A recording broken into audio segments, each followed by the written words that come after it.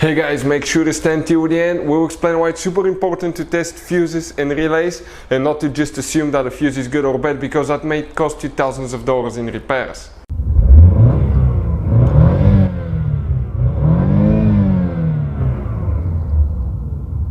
Hey guys, welcome back to Electrical Car Repair Live. Thank you guys for watching and subscribing to the channel. Today will be super helpful video to any of you having a Ford Mustang, that generation from year 2015 to year 2023. If you need to find where the relay for the AC clutch is located, for the air conditioner compressor clutch, stay with us. We'll explain which relay you need to check, where to buy cheap relays and fuses, that way don't waste your money, and why it's important to test relays, fuses. Stay with us. We'll cover all that absolutely free for your convenience. Make sure to stay until the end.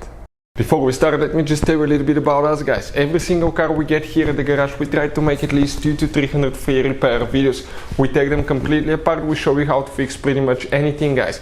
Anything from engines, transmissions, bodywork. Why we do all that? Because our mission in the shop is to save you as much money as we can. All we need, guys, in return, please subscribe to the channel, like the video. That way we can keep providing this absolutely free information.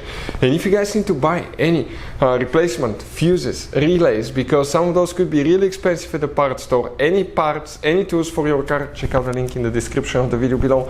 That's where we get our tool supplies from, and you can save a ton of money. So let's start on it now. So here, guys, we're going to demonstrate on a 2018 Ford Mustang GT, guys. Okay, but even if you have a different engine, the procedure will be practically the same.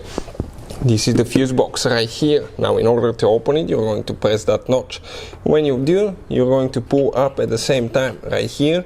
Good news, you have, guys, those are the fuse numbers here, and that layout right there, okay, corresponds to what we have here. But unfortunately, it doesn't tell you what the fuses and relays are for, so that's why we decided to make the video, guys, to save you time and money. So before we continue, let's explain why it's important to test fuses and relays.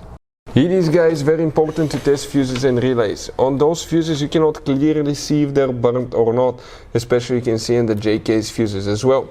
And if you guys assume, okay, let's say you remove a fuse, you look at it, and you assume, guys, that it's actually a good fuse, but it's actually a bad fuse. Sometimes you cannot clearly see that.